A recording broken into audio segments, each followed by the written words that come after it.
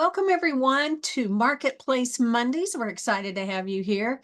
This is a new thing we started this year for a chance. Oh, I'm Kathy Group. Sorry, I'm the advertising manager, and I get to help with all the vendors at Convergence. So if you're in the Convergence hall, you'll see us all down there.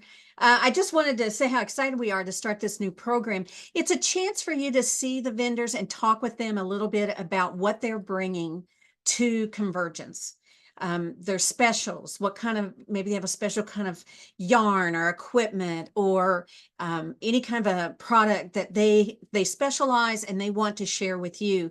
So do a little pre-sailing, a pre-buying before you get to Convergence. So we have two today. We're very excited to have them. We've got the first person we're going to have today is Fold Out Cat, and then we also have Wave a Light.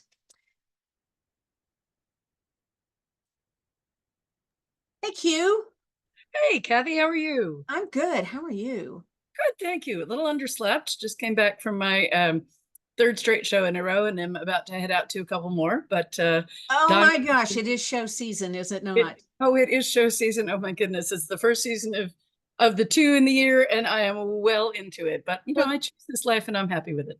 we're excited you're going to join us in July and Me we can talk. too. Me too. I'm so pleased. I've been an HDA member for several years, but this is going to be my first time at Convergence in any capacity. So I'm very excited. Oh, good for you. Good for you. I hope you'll get a chance to do other things besides just be a vendor. Me too. But I have Fashion some. show, see the Ah, exhibits. as long as I don't have to be in the fashion show. That fashion is not really my forte. So, but if I can watch, I'm good. There you go. Well, tell us a little bit about your business first. First, you got to tell us about the name. The name's awesome. Hold Out Cat. That is my favorite question. So this is a true story. I'm a licensed attorney. I'm licensed in 3 states. I don't practice very much anymore. I practiced full time for 8 years as a legal aid lawyer, and then left and started a fiber arts business. But when I was practicing full time, I was living in Virginia at the time, and I was trying to convince a friend of mine to come and visit me on the grounds that I had at the time 3 cats. Between me and my partners, we have had up to 16. When I rescued a feral litter, we're down to 6 now. At the time, I had 3 of my own, and I had a fold-out couch, so she would not be, sleeping in a sleeping bag on the floor. There had been maybe a tiny bit of Chardonnay involved in the conversation on my end. And so the invitation came out, Michelle, you should come and visit me. I have 3 couches and a fold-out cat.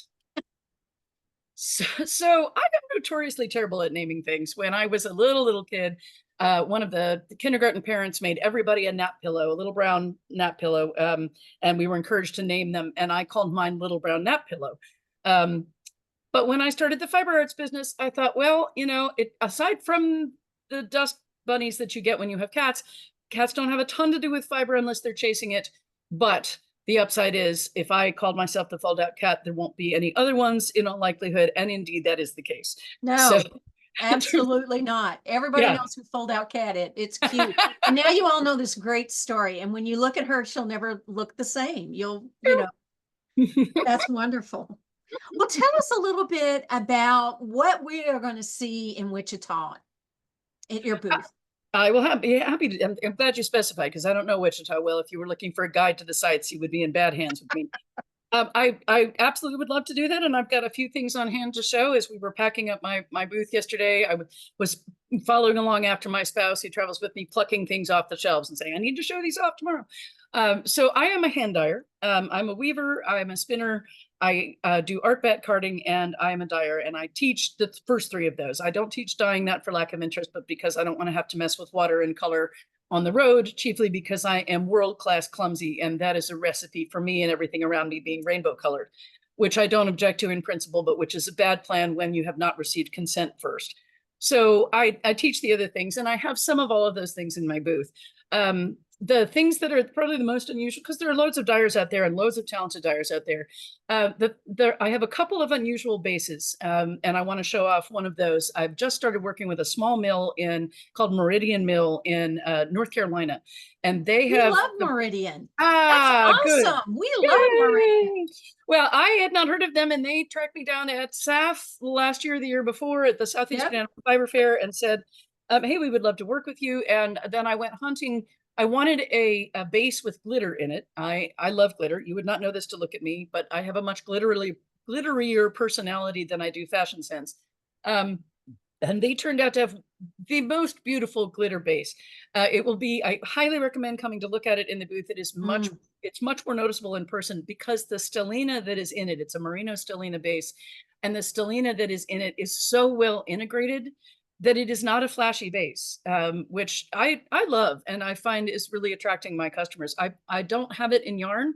I carry more fiber than yarn. I do carry yarn, I hand dye yarn and I love it, but I carry slightly more fiber because there are slightly fewer fiber hand dyers in the world, and I want to serve the spinners and the felters. I think that there are lots of us out there who are trying to make beautiful things for all the folks who want yarn. I like to catch the people also who want fiber, who want to make their own yarn. But I think I have an example of the other one, the other base that I really love in yarn. I don't know how well this will come apart. Oh, that's actually Oh, coming pretty yeah. well. So this is another Meridian Mills base. This is my September colorway, which is one of my fall colorways. This is a base that is 89% Shanico. Shanico is a pretty new wool on the scene. It was developed, it's a merino cross, and it was developed up in the Pacific Northwest. It's named for a town in Oregon. And I was schooled very politely recently by a friend on how to pronounce it.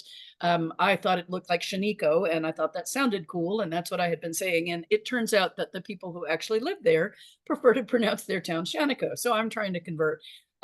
You can see that this is really a lovely tweedy base. This is 89% Shanico and 11% man-made fibers, so 6% acrylic and 5% rayon.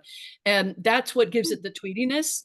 And that mixture also makes the yarn take the dye in a really kind of heathery way, even though it's 89% wool, which is lovely. So I have this colorway in, I have this in a number of different bases, and I have this fiber in both the yarn and the top. So I love this, and it is super soft in both forms. So this is one of the things I'm really excited about bringing with me. Another thing I'm really excited about bringing with me, one of the things that I like to do is experiment when I dye. In my dye kitchen, which is quite literally my kitchen, in my little tiny galley kitchen, I'm in the process of revamping a space on my property to be a studio. It is a very slow process. And then when I say I revamping it, I mean, mostly other people are revamping it and I am paying them in pizza because that's, you know, kind of what I have. And I was playing around with kitchen tools one day when I was first starting to dye. And I had a set of canning jar racks on hand. Now, why I had these, I am not sure, because I have not canned anything. I taught myself how to can the first summer of COVID because, you know, it's canning, sourdough, rigid heddle weaving. Those were kind of the three things that everybody has the project, right? For the first, which is odd to think back on. And I don't mean to make light of COVID, which has touched every life that I know. But all of that time suddenly not out in the world, so many of us came up with, you know, we seized upon projects. I think that we had thought if we were fortunate enough not to be ill, and I managed not to get COVID for the first 2.5 years of it, we had time to do projects. And so I did indeed teach myself to make sourdough. And I also taught myself to use a rigid heddle loom and to hem stitch on it, which was a game changer for a freestyle weaver. And now I hem stitch all my freestyle weaving. And I taught myself how to can. And I had these canning jar racks on hand, but I hadn't canned in 2 years, so I had them with me. I don't know. And I suddenly thought, I wonder what would happen if I got my old canning kettle out, no longer used for canning. Do not, you all know this, I'm quite sure, do not use your canning kettles, your food things. Do not use those for acid dyeing. That is a bad plan. It's an even worse plan to use it for fiber reactive dyeing because fiber reactive dyeing involves even more chemicals. But I had this old canning kettle that I'd inherited from my mom. And I thought, I wonder what would happen if I layered fiber in there. And I put a canning jar rack in between each layer. So that turned out to be kind of cool. And so I continued to do that. And every item in my shop has a cat name, because if you're going to have a gimmick, you might as well run amok with the gimmick. So I call these litter mates. So this is a litter mate in fiber. And I can't actually see my own camera. Wow. So this is dyed in the same kettle. This layer right here is black. This layer right here is actually left undyed. Whoa. Back up. Yeah. Everything in that bag was in one kettle? Everything in this bag was in one kettle. My. So what happened, I'm going to take this apart and show this off. So this is superwash merino, which takes, I do this, I dye on a lot of bases. I dye on superwash, I dye on some blends. I dye on superwash BFL, which I actually like even more than the superwash merino. And then I dye on a lot of single breed blends, Targhee, Polworth, Corriedale, Falkland. I am kind of a yes, please person. You know, if people are like, would you like this or this? I'm like, yes, I would like them. Thank you. Both would be good. So this is Super Rush Merino. So this is the top layer, which I left undyed so that whatever was going on in the bottom layers would percolate upwards. And I like to do that. All of my colorways are 5 colors, 5 or fewer, so that they will fit in litter mates. And then I also hand paint them and I dye them in smaller kettle batches in pie wedges.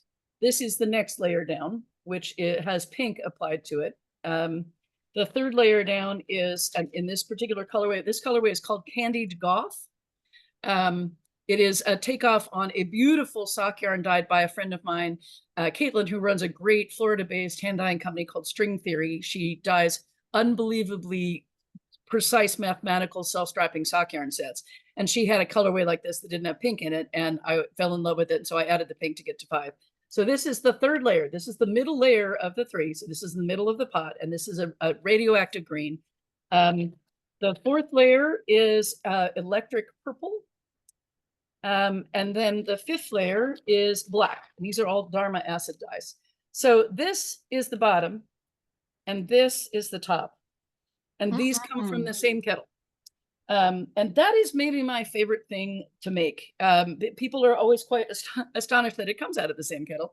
But indeed it does. And every single litter mate, which is what these are called, these are litter mates because they are similar, related, but different.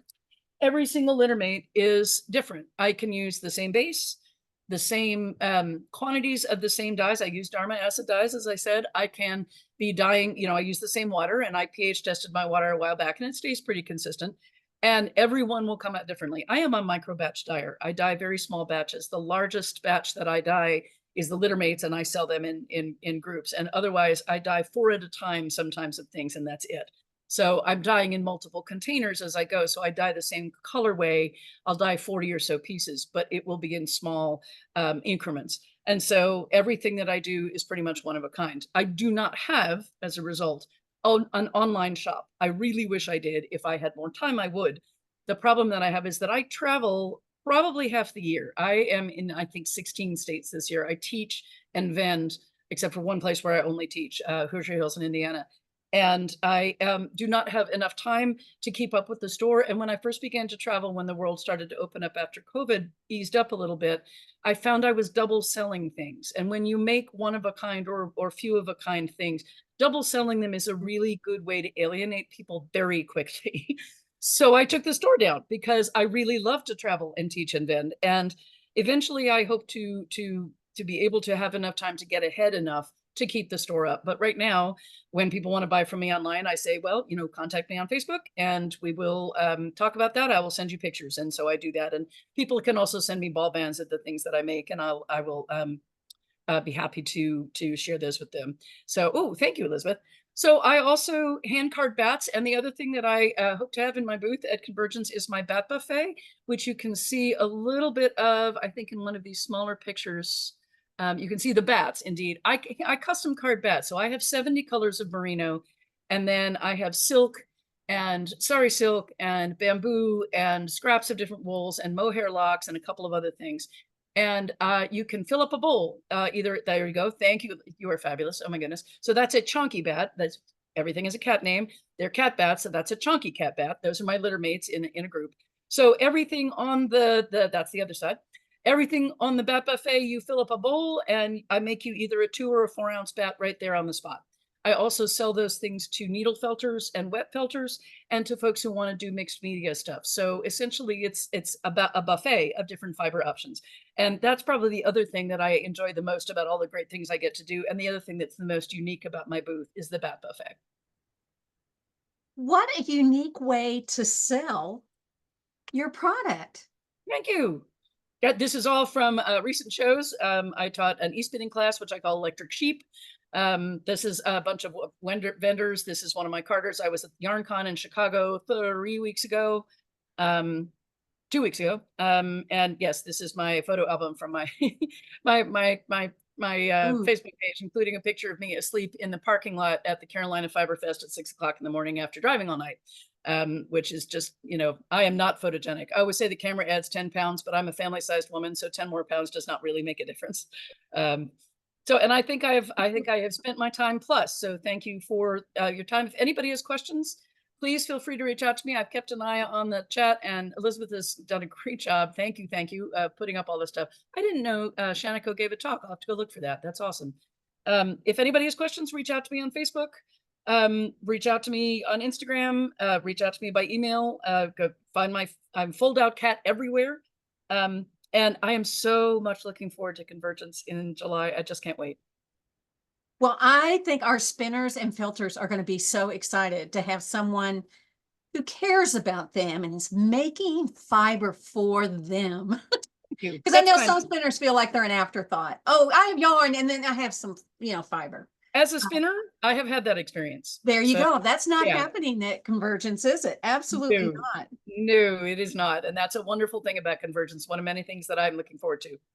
Okay. Now, are you selling any equipment or drop spindles, anything like that? Are you a fiber person? I do sell one form of equipment. I would like to sell more. The one form of equipment I sell is I sell a very, very basic needle felting kit. We call them stabby biscuits. That was my, biscuits that kiddies do. And that was my spouse's idea. I come up with a lot of the names, but I get stuck and he's like, oh, we'll make it stabby biscuits. He's come up with some really great concepts.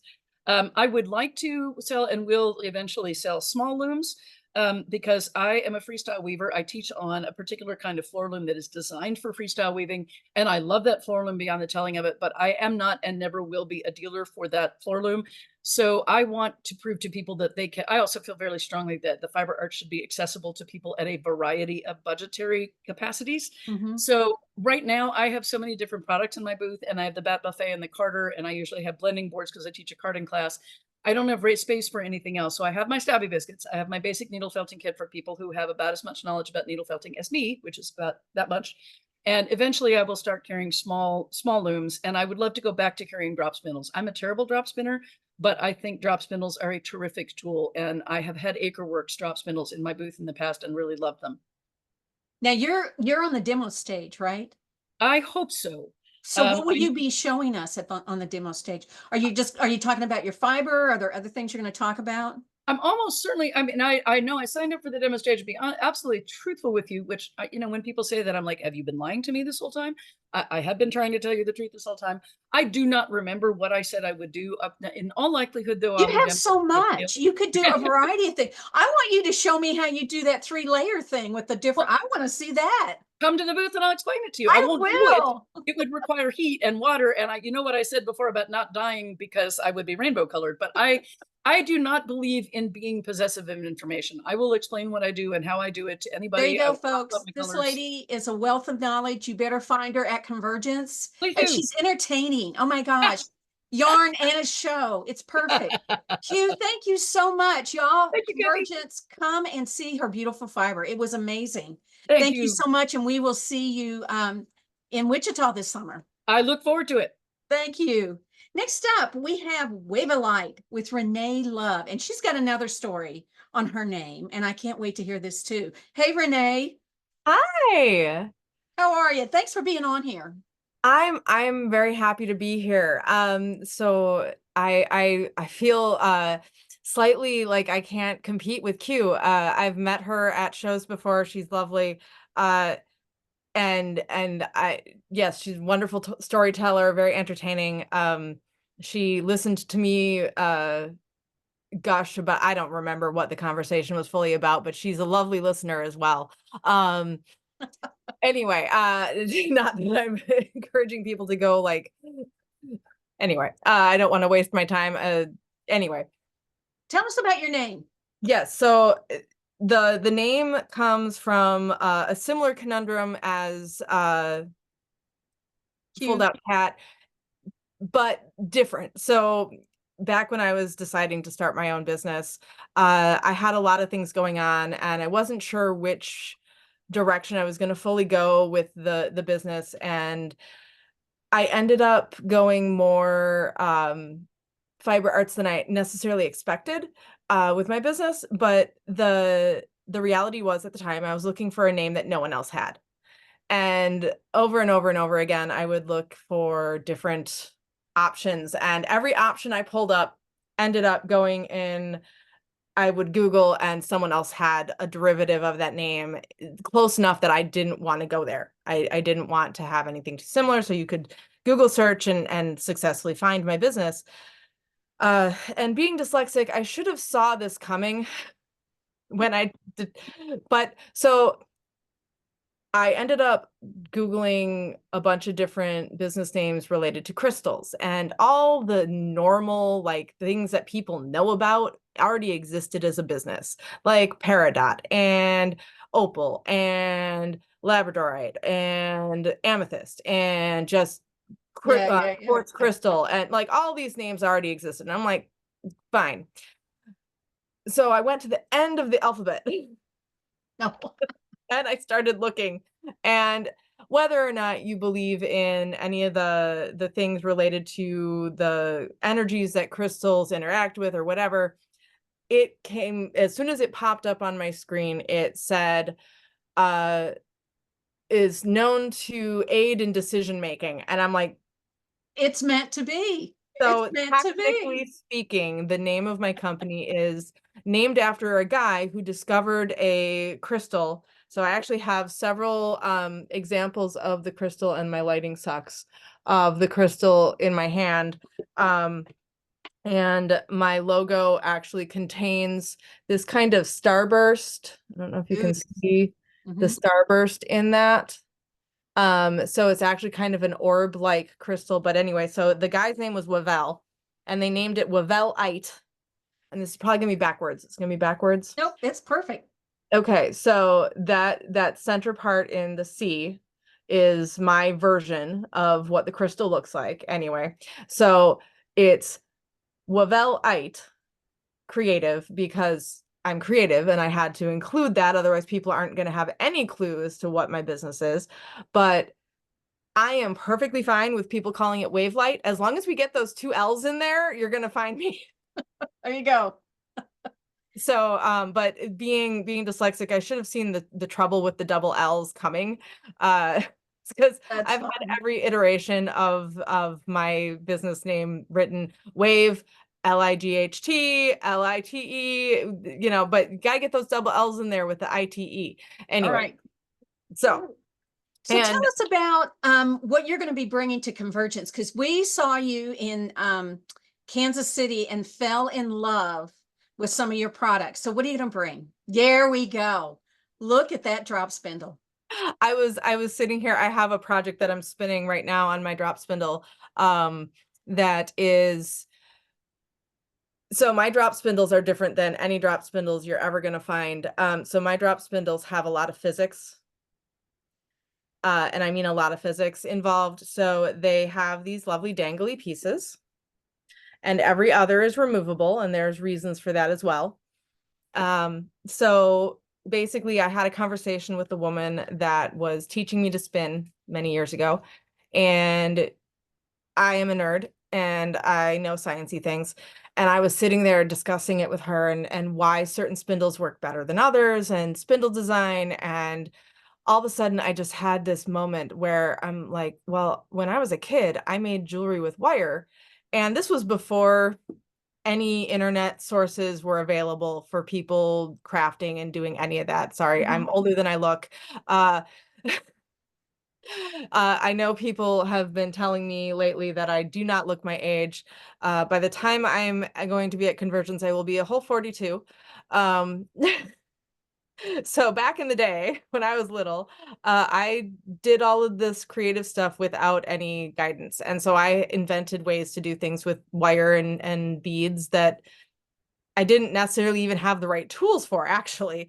My dad actually helped me modify tools to do the wire work that I was doing. And I was sitting there going, I have to try this. I have to try this. So back in 2017, I started prototyping this spindle design. And the idea is that, Hold it up higher so we can see it. sorry, yes, sorry. So the idea is that, yes, rim weight can, in terms of physics, affect the spin and give you a really nice spin, but there's a lot of things going on with this that is way more complicated than rim weight. Because initially I tried to focus on getting beads around the perimeter, and that is not the be all end all. And I discovered there's a sweet spot for me, at least in how I design my spindles, with these dangly parts. that really capture dynamic movement and dynamic weight shift in how the spindle works. So when I'm spinning and the beads fly outward, right, you end up with certain forces and certain distribution of weight. So my spindles tend to be right around 1 ounce. So this spindle is actually, without the yarn, 1 ounce. But the forces that I'm getting when I spin it are actually more than a 1 ounce spindle would typically give you. So one of the real key features about this is that it actually is one of the few spindles that you're going to find at a 1 ounce weight that can spin thin thick. Hmm. At 1 ounce or less, you can spin really nice thin yarn. As you can see, I'm doing some fairly thin yarn here. And the nice thing is, yes, you can maintain a nice thin yarn, but then as you're filling your spindle, it gets pretty heavy because you're adding an ounce or whatever you're adding to this spindle. And when you start getting up there, when your spindle really starts getting full, you're going to struggle to maintain that thinness. And so I came up with another feature to ensure that you can then, if you're worried about maintaining the thinness of your yarn, if you're not going to ply back on itself from a center pull ball, which, as any of us who have tried that know, it's a mess and a disaster waiting to happen. So what you're going to see is you're going to end up with thicker yarn if you're leaving all the weight here.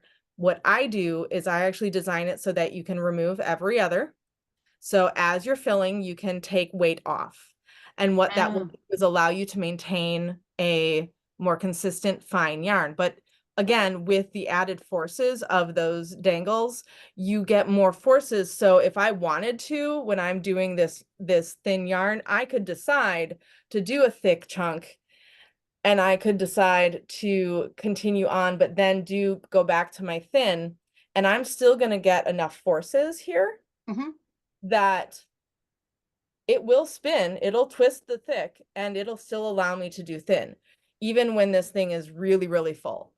Well, And you so, know, we've got a picture of your booth that we can share.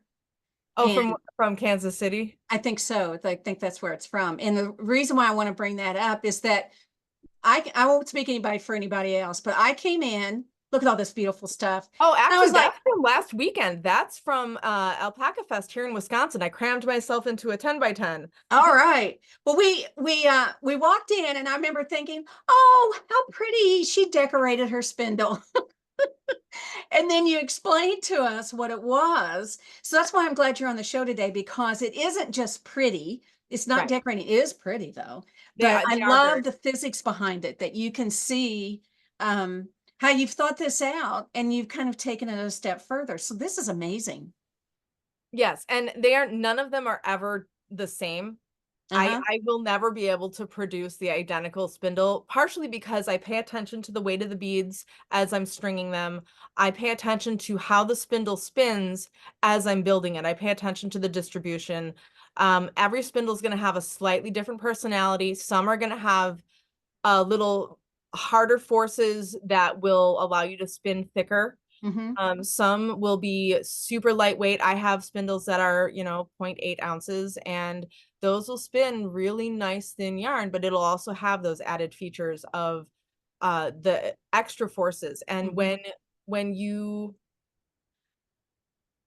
have those extra forces, there's a moment in the spinning of the spindle that many people get to see when I'm demoing in my booth and such, that the spindle the beads start to fall. And as those beads start to fall, one of the most magical things happen where it actually semi-regenerates its own spin and it reperpetuates itself. So it's kind of Wow. a magical moment when you actually see the beads that have fallen kind of flare back out just momentarily. And they do that a couple times. And I kind of call that breathing, that the spindle is breathing and giving itself more life.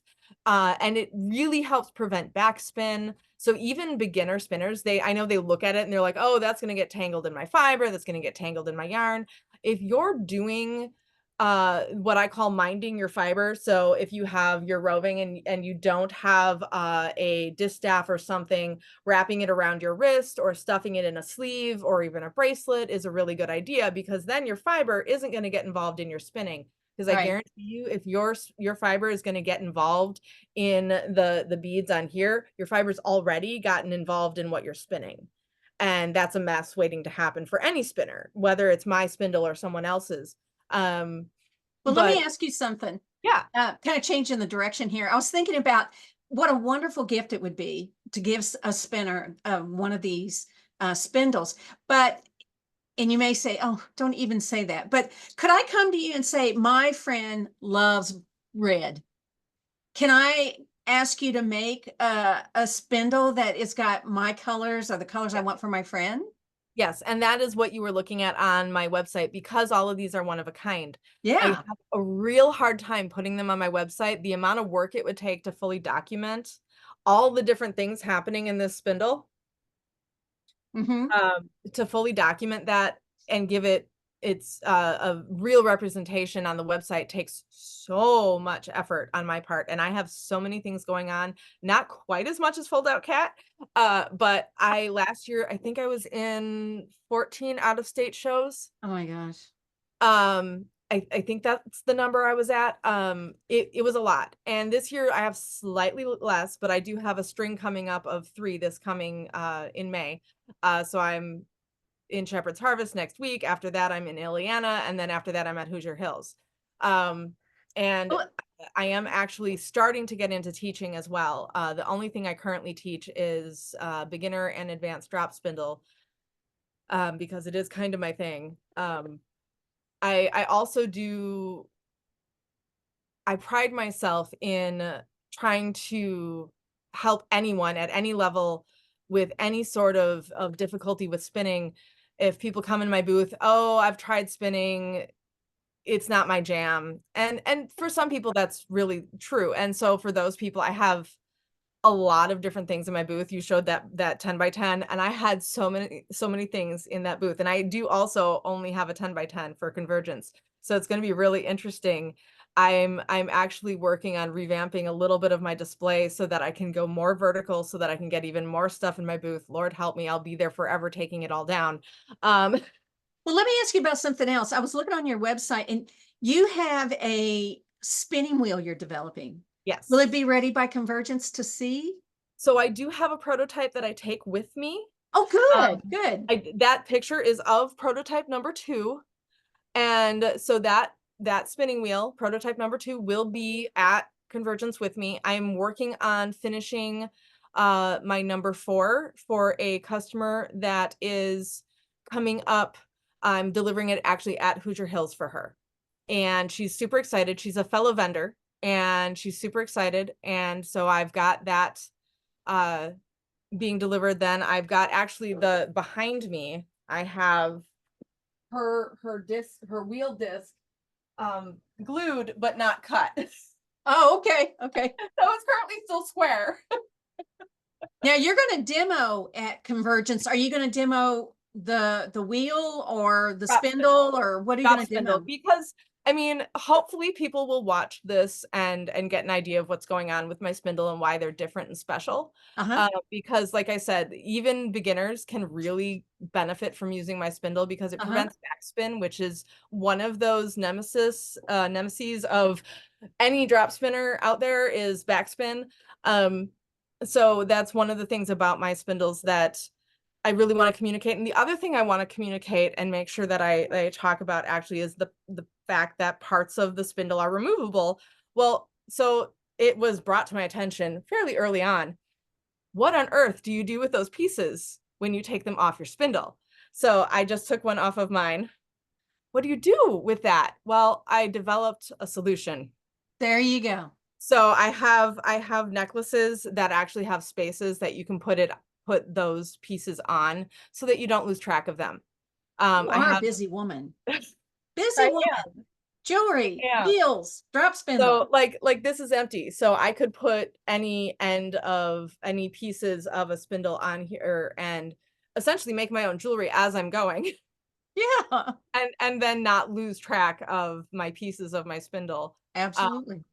I have bracelets and earrings and all sorts of things. It's all related to the idea of the spindle, but they have also kind of developed a life of their own because I do also make stitch marker sets that you can then use on uh, knitting and crochet, because most of them have the lobster claw. Mm-hmm. And so this one is actually big enough to use on even up to like an 8 knitting needle. Uh-huh. And so having those on you, because there sometimes people are like randomly start a new knitting project and they're like, shoot, I don't have any stitch markers. Now your jewelry becomes your source for your stitch markers. Well, And I don't know how many shows I went to and I'd see stitch markers and go, those would make great earrings. So you're right. You're absolutely right. I'm not, like you said, I'm a busy lady. And so another thing that I've discovered is that because my spindles have these dangly pieces, I recently got a new toy. It's not really a toy, but whatever. This is my very first prototype. I printed it last night. I have a laser cutter now. And so the idea here is that now you can actually, I have a lazy Kate for my spindle that, because of all my dangly bits, would be a problem for just about any other lazy Kate. Uh-huh. And for any other spindle Kate or what, there's a bunch of different, stick it in a cardboard box, whatever. But I have so much going on that end of my spindle. I've created a prototype and I tested it out last night. It works wonderfully. I'm working on finessing it a little bit, but by Convergence, it should be very finessed and available. And my husband's insisting that I decorate it. So we'll see how many different designs I come up with. He Well, wants you to. sure are going to have a lot to have on in your booth. You're going to have a lot to show us. This is wonderful. It's like you're revolutionizing spinning in some ways. It's wonderful. I don't want, so I struggle with the concept of talking up my own business and being humble. But in a business, you have to be at some point able to talk up your own business. And I've been told that I'm brilliant and I want to argue with people. But at the same time, I was sitting there thinking one day, spindles, drop spinning have been around for, at this point, thousands of years. It's Yeah. it's it's an old technique coming from the Vikings era, and this is not new technology. I mean, not trying to discount anyone else's developments and changes to the spindle world, because 3D printing has changed the spindle world immensely. There's so many different beautiful woodworkers out there that turn phenomenal wood spindles, but something about the dynamics in my spindles and the ability to change the weight in my spindles, and there's some secrets that I'm afraid to divulge about how exactly I string my beads and how I do things with my spindles, because I am afraid of some copycat out there, because they are each an individual piece of art. And I actually Mhm. at one point looked into what it would take to patent it, but because they are each individual works of art, I can't patent them. Oh, So just to protect myself, there's certain little secrets that I keep to myself at this point about how I do the spindles. And, maybe at some point I will be willing to let that secret out of the bag. But there's just certain things that I've learned over the last 7 years working on this spindle concept to really finesse how they work. And there really is something about them. My favorite thing someone said about one of my spindles is it's like it wants to spin.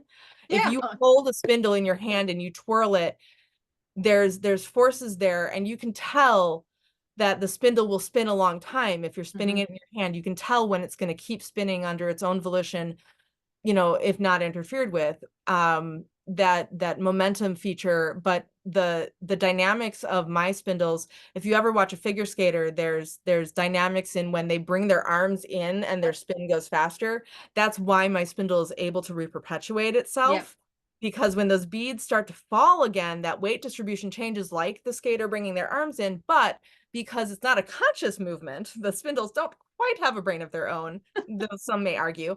uh it can't tell itself to pull the weight in and speed itself back up, but it naturally occurs just enough, again, to prevent some of that backspin.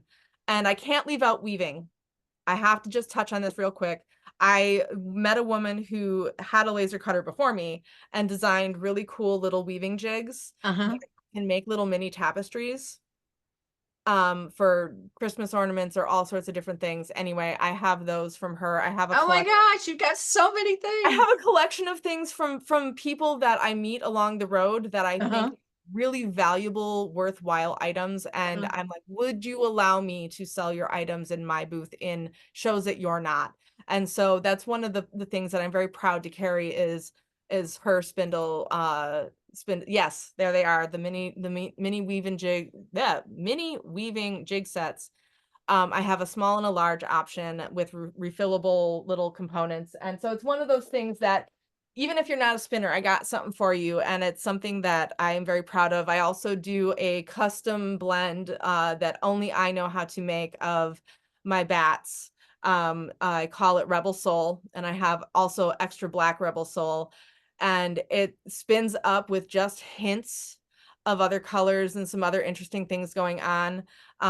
It's really the only bat. I mean, I do occasionally make some other bats. Right now, I do have some other bats because some of my friends and I have pooled some resources and played with our drum carters. But I wanted something not quite black to ply with something, and so I Uh-huh. created this blend. And it gets a lot of attention because it's also got some really soft materials in there. There's some sparkle, but Well, lots. And you've anyway, so I you've will got have. so much stuff. I can't wait to see your booth when we get to Wichita. Thank you so much for being on the show. And I'm sorry, I'm probably taking way too much time. So, but I appreciate everyone No, and no, I no, no. This is appreciate this. wonderful. This is why we do this because I saw some of those things at when we saw you in Kansas City, but I didn't see all of those. So everybody, especially if you're today was Spinner's Day. If you're looking for a new drop spindle, you want to try something new, she's going to be there. She'll be demonstrating in her booth. She'll be on the demonstration stage. Thank you so much, Renee. I appreciate you being on here. Thank you all so much for joining us today. Doesn't this get you excited to buy? I can't wait to see these products when we get to Wichita. And we're just starting. Next Monday, we've got 3 sessions. We have one at 10, we have one at 1 o'clock, and then we have another one at 4. Different advertisers, different vendors in each one. Come see us. You can sign up online as you already did for this one. And we appreciate you being here and joining us today. Be sure you go to their websites, their Instagrams, and check out these artists. And they are artists. The things they are making are art in themselves. And you can see more about their products. Thank you so much for joining us today. I hope we'll see you in Wichita. If you haven't signed up yet, still got plenty of classes, still get a day pass and come shop. Thank you so much, and we'll see you next Monday.